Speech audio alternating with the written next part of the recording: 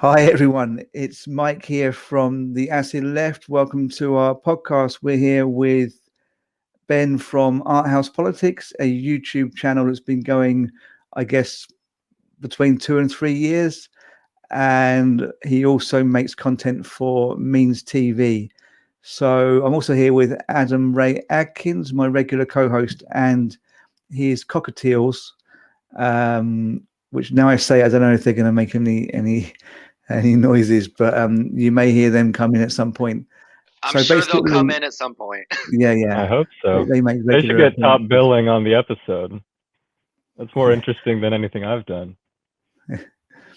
Okay, I'm sure that's not the case. Okay, so yeah, basically, Art House Politics makes some great content. I've been watching for the last couple of years and just interested in the kind of mix of political analysis and I guess kind of joking around and abstraction, glitch art, etc. So I actually wrote a bit about Art House Politics in a couple of different essays. Maybe we'll go into some of this. We spoke about my thoughts on Ben's work and just generally about how art and politics and philosophical aesthetics connect on the channel on a kind of podcast we did maybe a year ago or so.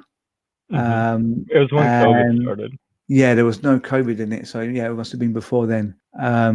So that's there on the channel still. So we're now speaking on the Acid Left channel, and I want to kind of speak firstly about again politics and creativity, art, etc. So your content kind of varies from directly political, videos. So there's a lot going on LeftTube and Breadtube and whatnot, which is very directly political, sometimes which kind of really lacks any kind of artistic element. You're kind of like towards the other extreme.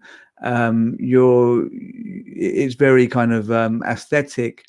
I mean, it has politics, but you're blending the two. And sometimes actually recently I've seen it lean much more towards the aesthetic and kind of comedy with less politics in it. I don't know if that's a deliberate ploy or if the politics is kind of between the lines. I'm thinking particularly of the tortoise and the scorpion. So, I mean, do you find politics in everything, or do you just sometimes like to drop the politics, or what's your thinking behind that? Yeah, I mean, I do find politics and everything, although I haven't intended to move away from that. I'm planning even some explainer type of things, which I don't usually do, and some more strictly political, didactic propaganda kind of stuff, which I have done, as you know, in the past. And then my most recent one is a video about the turtle in the hare. No, the turtle and the scorpion, which is similar to the frog and the scorpion story,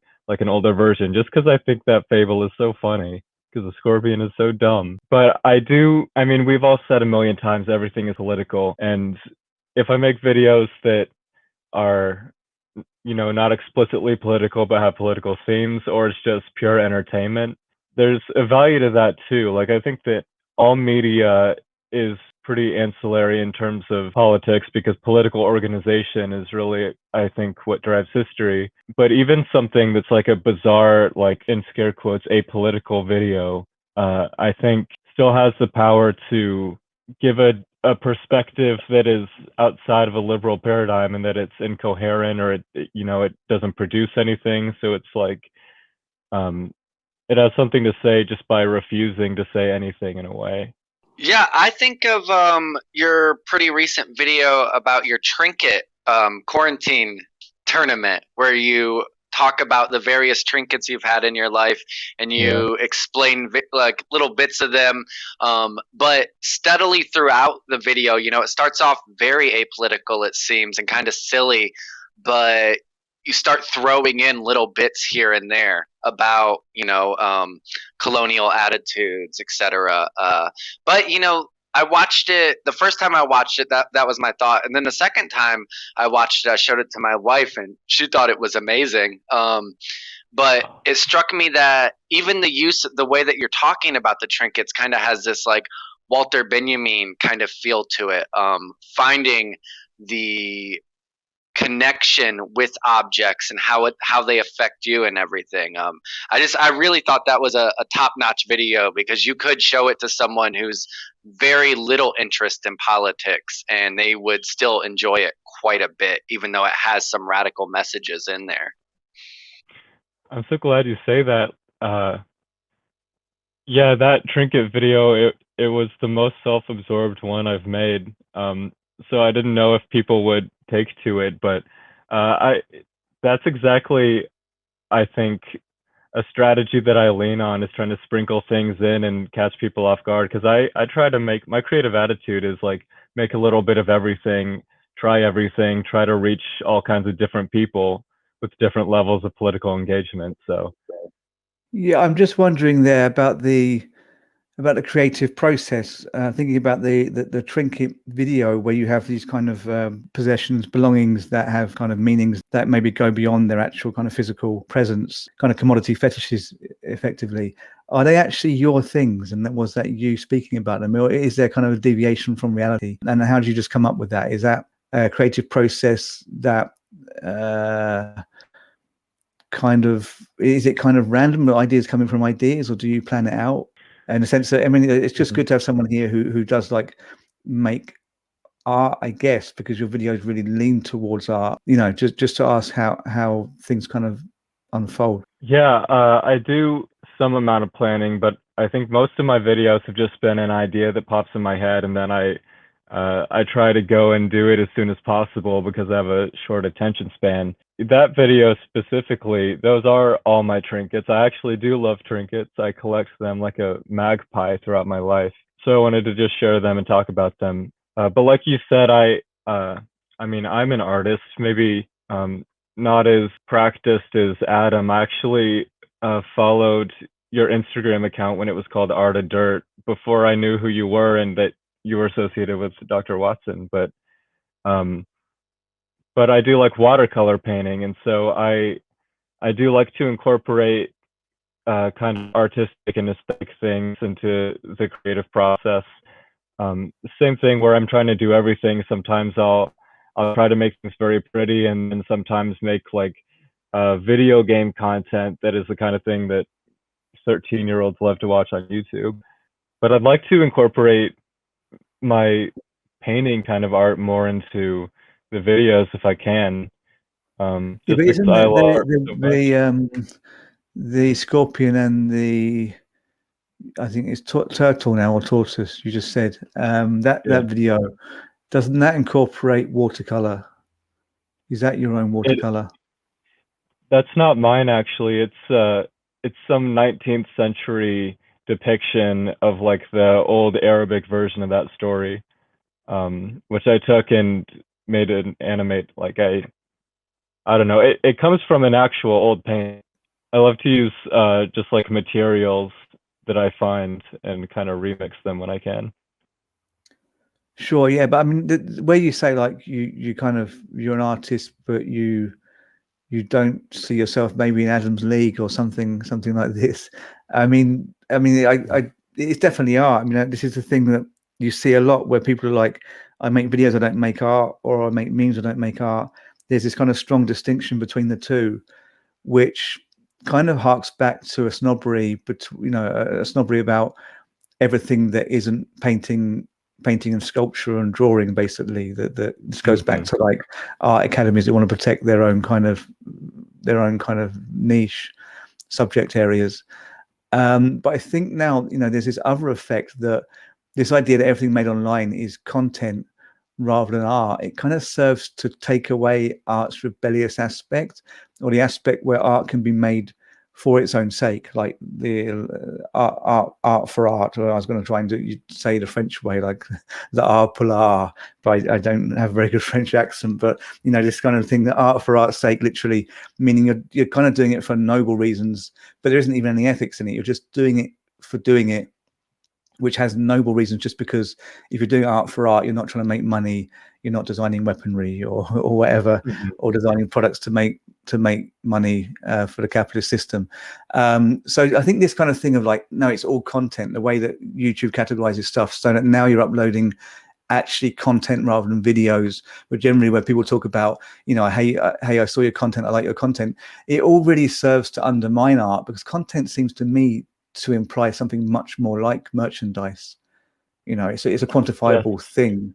How do you feel about that? Has that ever occurred to you? I never thought of it so deeply until you brought it up, but honestly, I have thought the word content is really funny, because you're right, there's like a very corporate feel to it, and it has, I guess, this utilitarian subtext to it, which is funny because even like you think about fine art or like Michelangelo painting ceilings, it was always commissioned. You know, it was never separated from economics, at least in the European tradition. There's a utility to all of it, but when you call it content, people use it in like an ironic sense a lot too, I've found. Because I think people are kind of aware that it's this like corporate buzzword kind of language. But as for like what counts as art, yeah, like no one has ever known. I mean, people claim to. No one knows the boundary of what's art or what's entertainment. And lots of what people called content has been opened up by the internet in this kind of democratized way. No, I think the kind of the tendency often to go back to the Renaissance and Michelangelo and say that was kind of for money too. I mean, that is very correct, but I mean, it's an example of somebody who was incredibly ambitious and obviously somehow managed to placate the right people and knew how to, you know, knew how to play these popes and stuff. Yeah. And it was just a time of like massive expenditure on art, between warring factions trying to, like, you know, in a sense, reach heaven first. It was a bit like the space race in a sense, you know, the Medicis and other families trying to, you know, have the very best art. Although it wasn't Medici that paid for the Sistine Chapel. I don't remember who it was. It was a pope anyway, and they were all from aristocratic families pretty much. But I mean, it's interesting. It's an interesting point you make. Yeah, I mean, it's always been going on. But I guess there's always been an other aspect of people just making it for the sake of it, and it's probably kind of always always at its purest. Because I'm not trying to say Michelangelo was just in it for the money. I guess the point is that there's nothing unique about that. It's like situated in a material context, like the Medicis, and I don't know the history of it, but then a couple hundred years later, the CIA is working with Jackson Pollock, all that. But in spite of that, I think Jackson Pollock, he also probably beat women, I'm pretty sure, as a lot of artists did back then. There's always these kind of contradictions. They're not always the nicest people. That's for sure. But I mean, I don't think one can doubt Michelangelo's dedication or his piousness. I mean, he was genuinely religious. So he's like, you know, therefore he was no doubt doing the very best art he could do, because he was making like the chapel for the Pope and believed fully in the religion the Pope subscribed to, you know. So I guess that all kind of contributes to making great art. I don't know if there's anything comparable today, really. You know, so I noticed this whole thing going back through your content, which I've liked again for a while. And one of the first videos I saw of yours, maybe the first, and I loved it, was the one you did about the Pepsi logo and corporate design. It's like, are corporate professionals okay? And you examine this 2009 marketing document from Pepsi. Real fast, is that a real document? I claimed that it was in the video.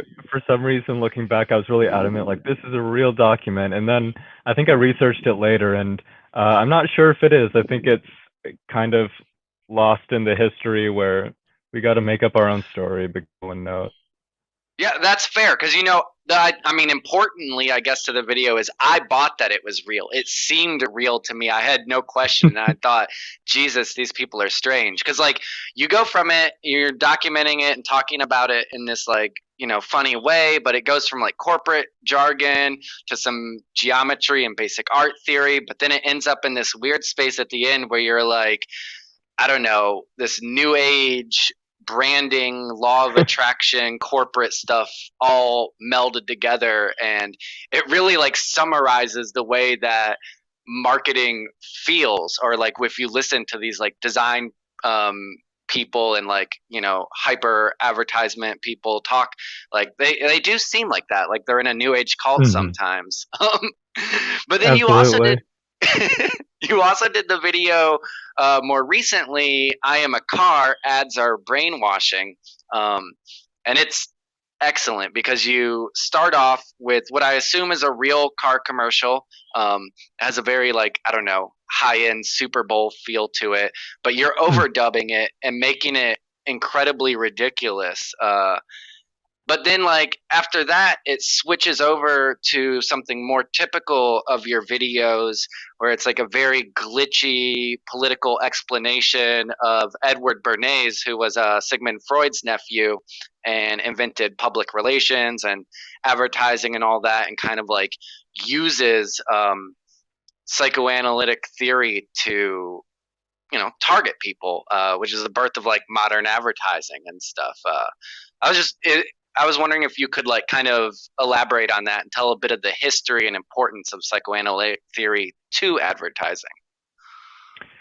Yeah, I'm neither an expert on Edward Bernays, although there's an Adam Curtis documentary about this whole thing for people who are interested. I'm also not an expert on psychoanalytic theory, because psychoanalysis, like, I've tried to crack into the surface of that, and I really respect the people who know about it. I'm sure if you spend the time you can. But basically, PR and modern advertising came around at the same time of state propaganda.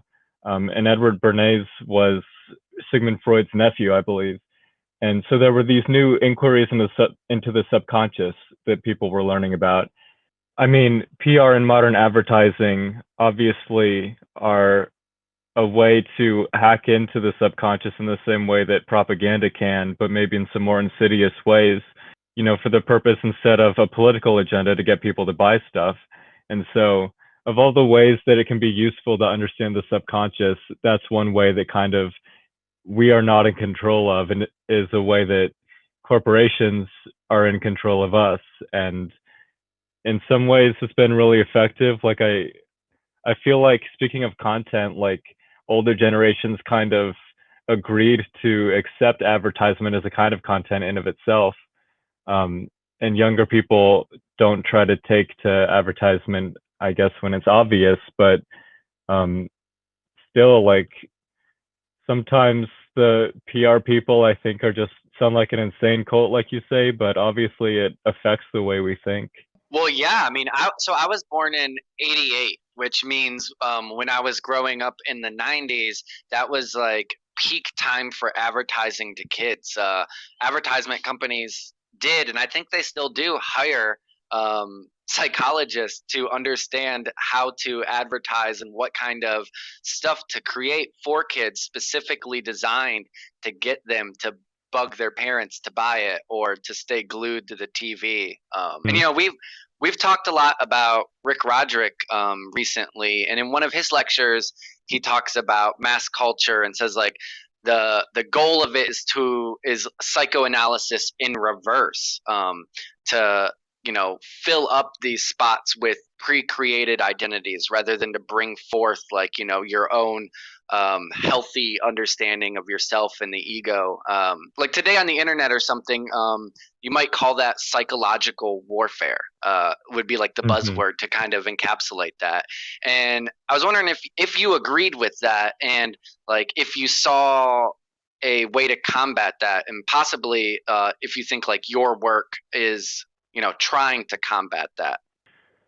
I definitely think it makes sense, and I would be hesitant to claim that I know how to solve anything, or that, like I said, I think that media definitely has a role, and it's an ancillary role. It's no replacement for organizing or anything material, although media is material in certain ways.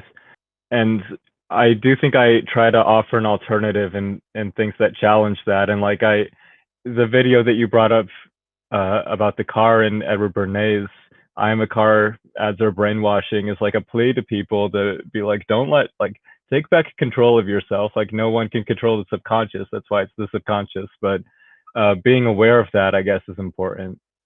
Like, in terms of identity, it reminds me of this last Super Bowl. I think ads are just really gross in general, and there's this new kind that's like really cinematic, and it's like a dramatic story. It's like a short film, I guess, is what they're trying to go for. And there's this ad that's like a disabled person, and they're learning to swim or something, and it just makes me think the idea is people have their identity around like, oh, I support disability justice, or I like this representation of disability, and then at the end it's like, buy a Toyota, and it's like they're interpassively playing out that identity and that, like, anti-politics of not doing anything but liking that there's representation, and then you share it on Twitter or whatever, like, this is a great ad, and it's just all it does is say buy a Toyota in the end of it. That's, yeah, I mean, that seems to be the best or the big ad like movement at the moment, is these very, and it becomes irritating because in the discourse around it online is the criticism around it tends to either actually kind of mock the good thing they're doing, or kind of it gets lumped in, like if you're trying to have an actual criticism of it, and say like, well, wait a second, what does Toyota have to do with this? You get lumped in with someone who would argue that it's a bad thing to say that a person with disability should have rights or be able to achieve the kind of things that they want in life. So yeah, it is disheartening. I don't like this corporate takeover of like, I guess, this ultra liberal wokeness that kind of links itself back to the commodities, even if they have no relationship.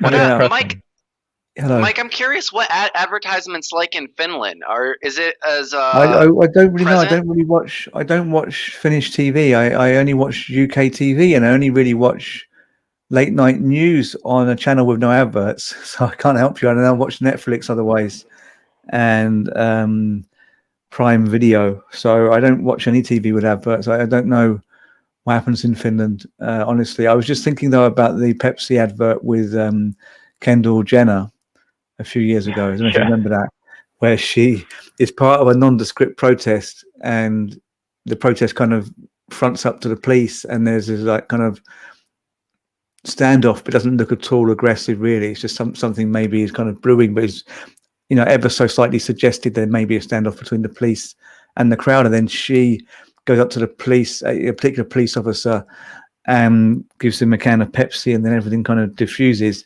And it's just funny because I was teaching this in communications classes, so basically media studies, in an American uni in Italy actually, a few years ago, and just thinking that the students I had, they wouldn't really probably be able to distinguish this from a real protest because they'd never probably been in one, or most of them. They were fairly wealthy students. It was a fee-paying university, and they were kind of flying over from America to study. Obviously for each semester, not flying daily. But I just thought, well, it's funny because that advert could lead somebody who was really like on the verge of getting into left-wing politics, who's like 14 or 12, it could kind of push them that way, seeing Kendall Jenner in the protest, because they're not going to know it's not the real thing. But only, to us, obviously, the most notable thing was that there were no demands on the banners. There was kind of nothing really written. It was just stupid random words. But then I kind of thought, should I be slagging this off? Because I actually know some of these students don't know what they're looking at, and maybe it's aimed at very young people. So I don't know. Sometimes these adverts have kind of a funny effect where they might actually encourage, left-leaning politics when they're trying to kind of feign that to undermine it. Yeah, well, the right-wing narrative there would be that is the left trying to brainwash the youth into being socialist. Oh yeah, there may have been right-wing people saying that. I didn't know, because most of the complaints I knew about or I heard of were left-wingers saying this is just pathetic. I mean, it was mocked relentlessly. But like, in terms of a student who is becoming politically active for the first time, like, I guess so much of what we understand about the world, we like to think that our idea of it maps onto it, but so much of it is, just determined by mass media in a way that we can't even be conscious of. But I mean, in fairness to that ad, like, police brutality has ended ever since Kendall Jenner handed that Pepsi can. So Yeah, you know I don't that know is if it like has. what So what if missing your yeah irony completely. You might be wrong about that. oh but it is an interesting thought to take it seriously. Like, what if Pepsi is seriously putting forward the idea that police brutality is only happening because the cops aren't getting Pepsis? Like, what if, like, that's a yeah, terrible world to live in as well. Like, you don't get enough sugar water and you start beating people unjustly. Uh, Well, that maybe we can should happen send though as some. well.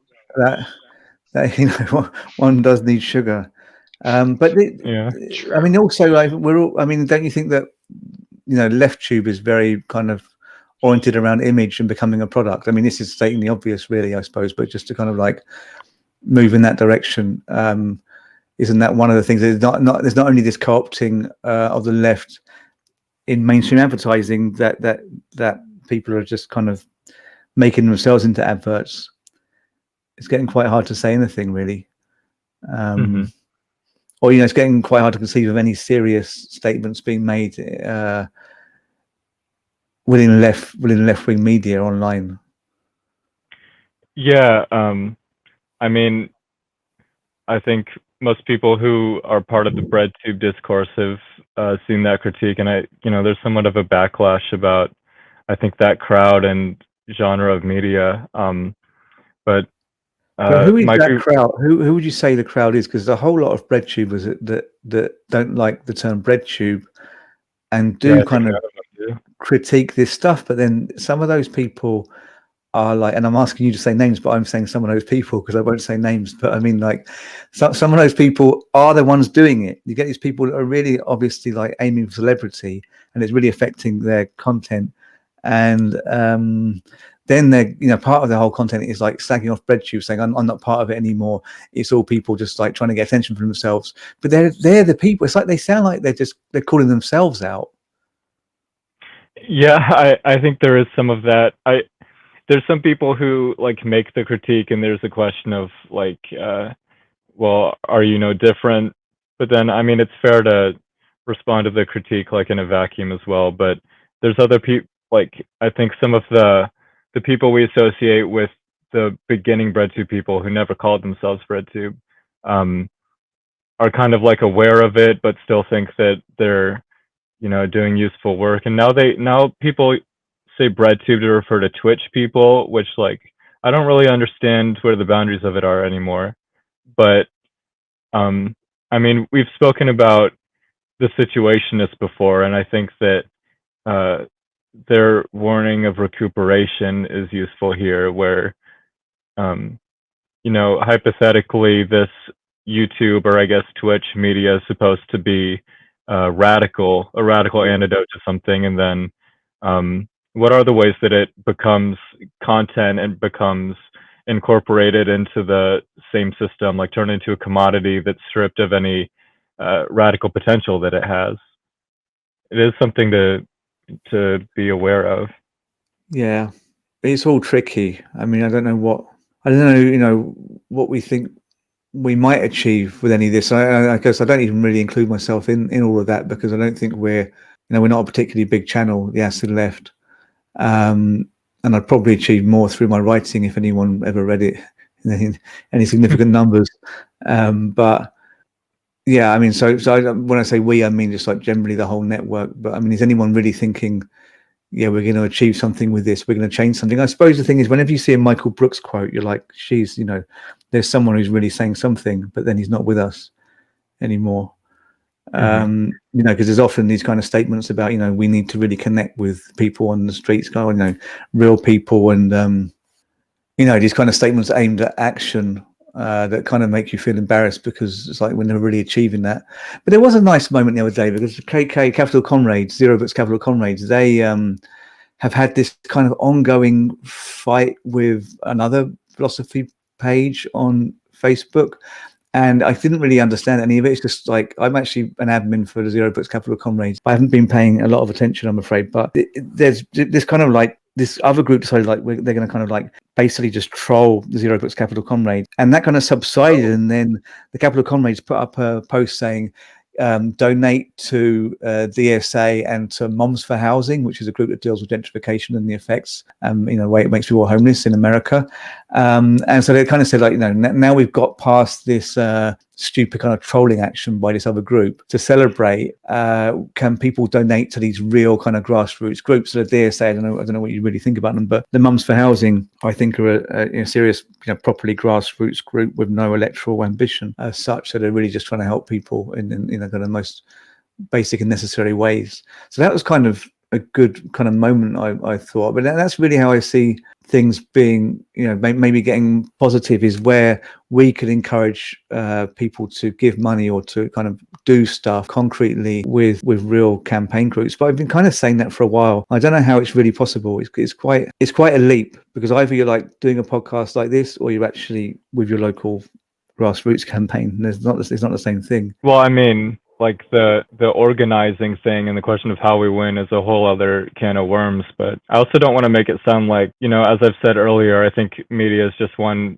part of it. But I have seen it be really effective. Like, Chapo Trap House, for all the criticism it's gotten, and I don't even know what they've been up to in the last year, but brought a lot of people who were just kind of like liberal-ish, introduced them into the left around 2016. And then I came home before going to grad school and reconnected with some friends of mine from high school, and we were not like leftists in high school or anything. And then I found that these two are starting to get involved, and one is donating tons of money to the Bernie campaign, and turns out they're like listening to Chapo Trap House, and then have even moved on from that. So there is something happening that I don't know if I'm able to understand it as it's happening, but it's, political attitudes are changing, and it is having an effect. And yeah, we do need to be doing more stuff on the ground. And like you say, it's like we all kind of take that for granted in the way that we communicate, but we also got to make sure we go and do it. Yeah, and I think, maybe some of it is actually like actively partnering and trying to help out and reach out to these groups that we feel need it and should have it, etc. Because like you were saying, Bennett, it is important. Like, that media aspect is important, because the same reason that we worry about the spread of right-wing media and stuff like that on YouTube affecting young kids or young teenagers, etc., that just as you're worried about that, you should be excited or hopeful for the same thing happening on the left. Because yeah, if it works one way, it's going to work the other way as well. And even if it only affects people in their thinking in a shallow way, if something does happen, in their area where there's a grassroots campaign, if their thoughts have been affected before that, they might be more likely to actually engage when there is something for them to engage with. It would be harder for media to just make people go out and create grassroots campaigns that are really effective, but it can help prime people to join and help those grassroots campaigns that are in their areas or bigger. Absolutely. Too.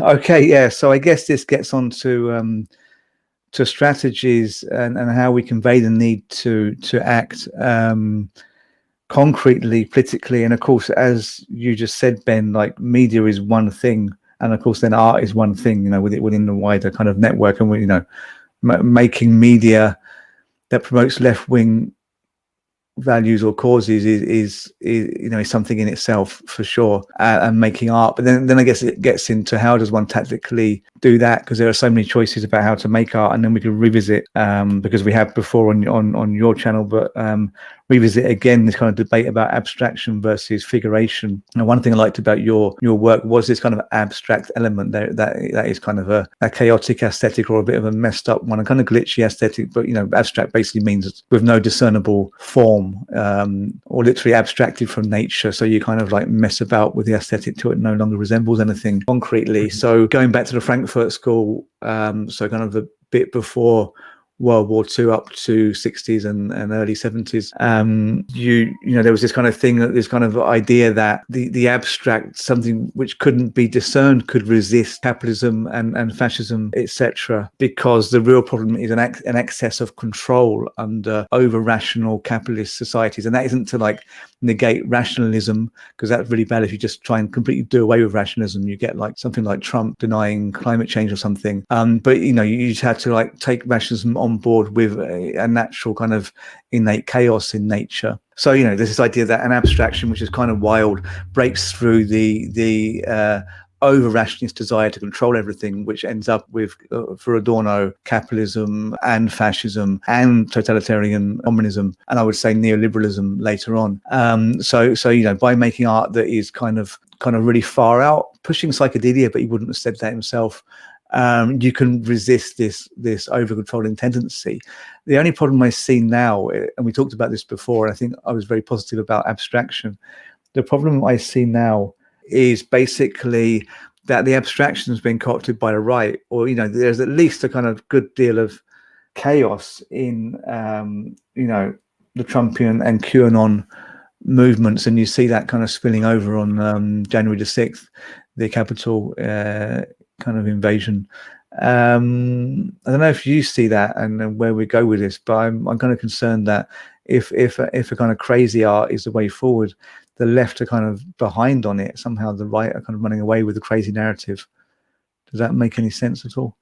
Yeah. I mean, speaking of like the evolving right-wing sensibilities with aesthetics, I guess the biggest thing in the context of internet discourse is like their culture of memes. And people have spoken during the Trump election era about the meme warfare. And I think that, some of those people are very isolated people who had delusions about like, we can meme Trump into office. Like, I don't think exactly it's, well, one thing about abstract or distorted representations and their political role is, I'm not sure people are always fully aware of the scope and the character of what that does when they put it out there. But I think, like you were saying, that is an advantage to it. Like the fact that it's kind of incoherent to a rationalistic paradigm that liberalism and fascism rely on means that it creates an alternative. And so it can be, I think, trickier to try to wield that deliberately toward a specific political end. But there was a time that, fash wave was a thing, which was just fascist memes with vaporwave aesthetics. And I think it was just kind of a fad that popped up on some Facebook things because it was, they had no inherent commitment to that aesthetic and the political logic of the aesthetic. I think it was more just like window dressing and something they tried on, but it does show that they were experimenting, and they definitely have leaned into the new form of communication that internet discourse lays out in a way that, yeah, I agree, probably outpaces us. Yeah, it does. That's all true. Absolutely. I do think and maybe this is what you were getting at with that they're not actually committed to that aesthetic. I think there becomes a problem though, because like, the right has traditionally been against experimental art. So even if you see them kind of pushing transgressiveness and experimental stuff, abstraction, they do tend to always pull it back and start labeling it as like degenerate stuff, and trying to reinforce traditionalism. Yeah, well, that tends to be, sorry to interrupt, but just to get it in here whilst I think about it, that is pretty universal across kind of extremist groups that come to government, that they tend to be very supportive of the avant-garde, for example, in the last century at the start, and then they go towards the realism. So you saw that with Russian constructivism, and then you got Stalinist social realism, and you saw that, this kind of similar time period with the Nazis and the fascists in Italy. Just sorry to get in that, to get that in there. Yeah, and it's a shame of the Soviet art that they moved away from the avant-garde that characterized pre and early revolutionary Russia, and then moved into the socialist realism. It's terrible move, terrible move. I mean, yeah, it's so frustrating. Socialist realism is not my bag.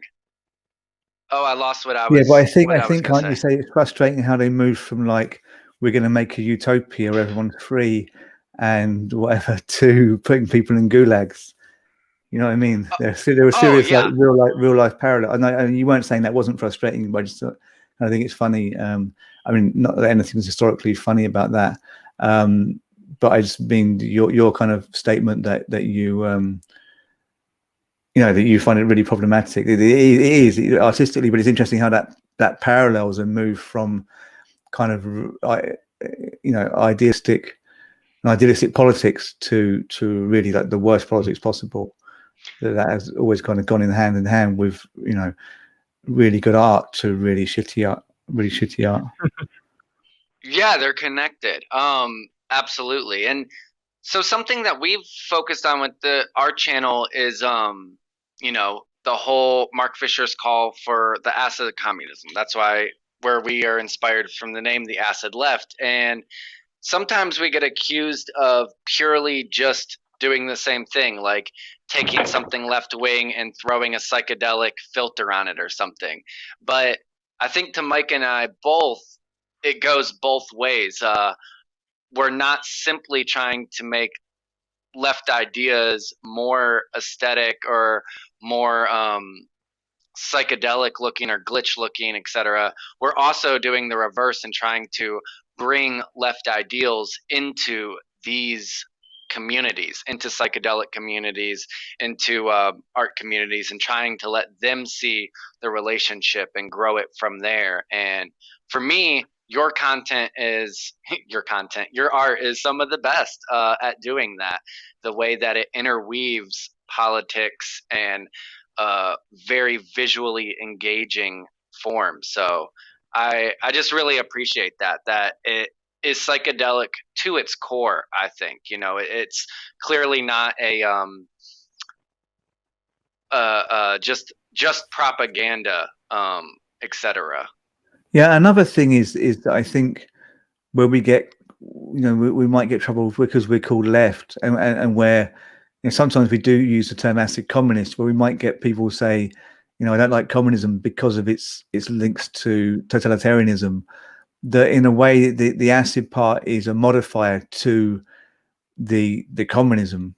You know, in that if you put the acid, if you mean by that LSD, if you put the psychedelic aspect with the communist aspect, you get rid of that totalitarian control. But at the same time, it also tempers the LSD aspect, because there's also this complaint from people sometimes, you know, that you can't make a movement based on LSD culture because it would just be all over the place. There's no organization. But I think that the left part or communist part kind of tempers that they kind of play off against each other, so that then you could have an organized psychedelia, perhaps, you know, or an organized political movement coming from some of the realizations that come about when you do psychedelic drugs, or have other psychedelic experiences, like randomly produce ones, like some kind of positive psychosis or something.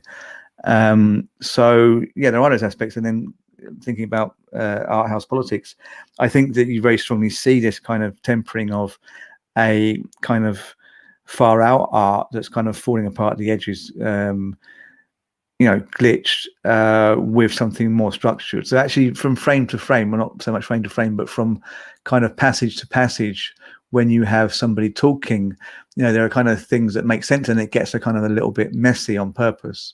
A joke comes in, and then again it makes sense, and a joke comes in. So it's always kind of building itself up and falling apart, which I think works very well.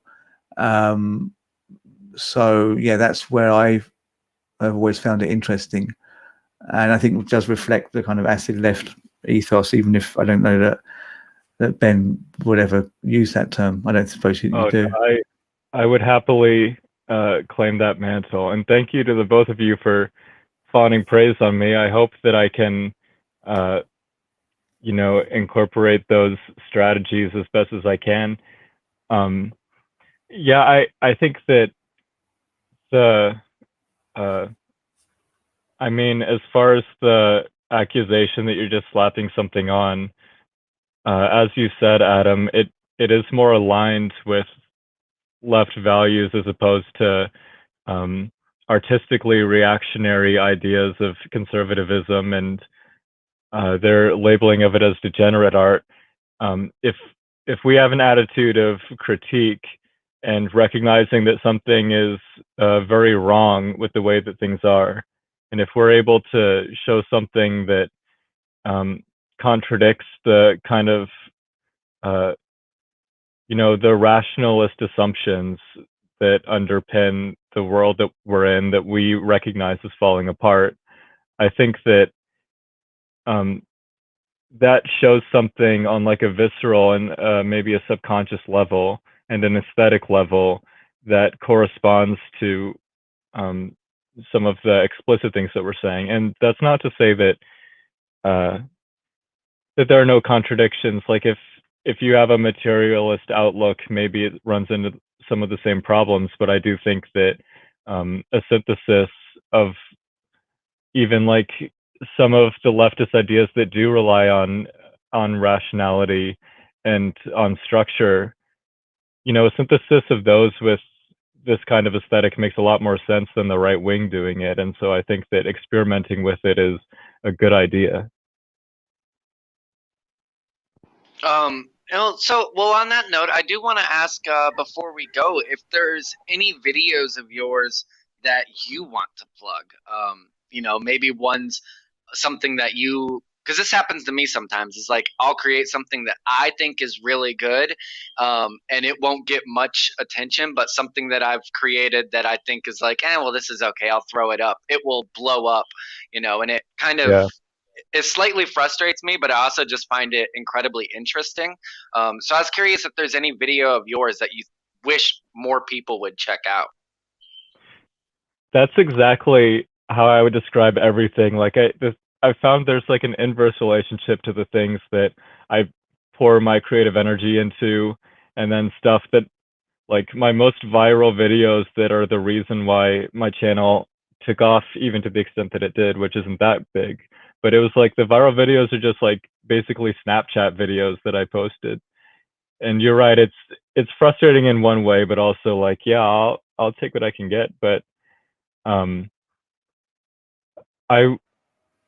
if people want to see something that maybe relates to what we've been talking about and something that I'm proud of, I would ask them to watch Let's Get Ecological, which is more of a video essay, didactic, explanatory kind of media than what I usually make.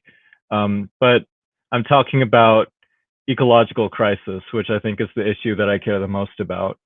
Okay, that sounds good. So yeah, do check that out. It is a wonderful video. I was just thinking that YouTube is incredibly random as well in terms of like the algorithm.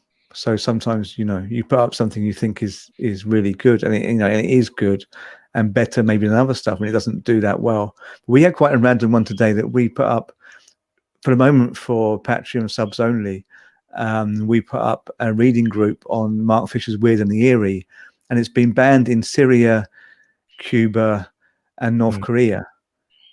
I think maybe there was one other country, but it was basically, and the other country was something like that. It was like the Axis of Evil. We're not allowed to be watched there.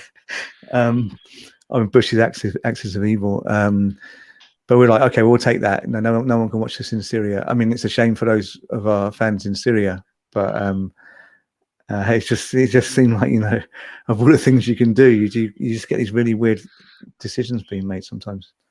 Yeah, we're all at the mercy of the algorithm, and I think I need to get better at gaming it. Like I haven't been putting out as much content recently, which I think has penalized me, and so I'm not getting as many views as I think that I have been in the past. But I'm gonna start pumping stuff out, and I'm never. But that being said, I'm never gonna bend to them, and I'm never gonna cater to them and start making alt-right complaints about how Marvel movies are too woke or whatever. So That's probably a good choice. And you also do stuff with Means TV, which people could subscribe to as well. So Yeah. Yeah, please subscribe if you have the money. And if you don't have the money, they actually will you can email them and they'll give you a discount. Okay, well, thank you, everyone. That seems like a good point to finish up on.